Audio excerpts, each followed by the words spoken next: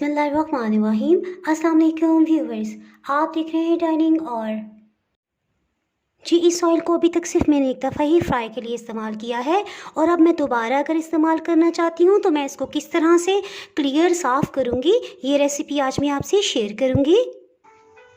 अगर मेरी वीडियोस अच्छी लगी तो लाल सब्सक्राइब को क्लिक कर दें, साथ में ये जो बेल का आइकॉन है इसको क्लिक कर दें। इसको क्लिक करने से आपको मेरी हर नई वीडियो का नोटिफिकेशन सबसे पहले फ्री में मिलेगा। जिसके लिए मैं सफ़ेद मलमल का कपड़ा इस्तेमाल कर रही हूँ।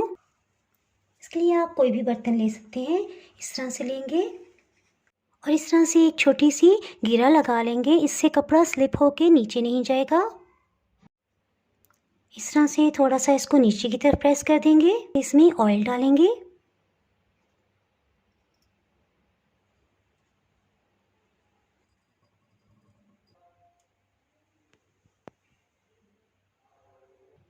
जैसे इसमें से ऑयल नीचे ड्रेन हो जाए मज़ीद इसको भर देंगे। ये देखिए कितना साफ़ सुथरा ऑयल नीचे इकट्ठा हो रहा है। इंशाल्लाह ये रेसिपी आपके बहुत ही काम आने वाली है। ख़ास तौर पे रमज़ानुल मुबारक में तो डेली कुछ ना कुछ फ्राई करना पड़ता है। आप ये कोशिश करें कि कोई भी चीज़ फ्राई करनी हो 2 या 3 दफ़ा ही आप इसे इस्तेमाल करें, उसके बाद इस तरह से साफ़ करें। क्योंकि अगर एक ही ऑयल को बार बार आप फ्राई के लिए इस्तेमाल करेंगे तो जहरीले असरात ऑयल में पैदा हो जाते हैं, जो कि सेहत के लिए बहुत ही मुज़र हैं।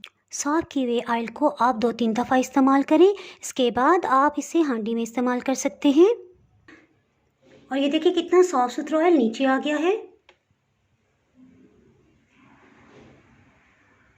अगर आपने मेरा चैनल अभी तक सब्सक्राइब नहीं किया तो चैनल को सब्सक्राइब कर दें, बेल आइकन ज़रूर प्रेस कर दीजिएगा।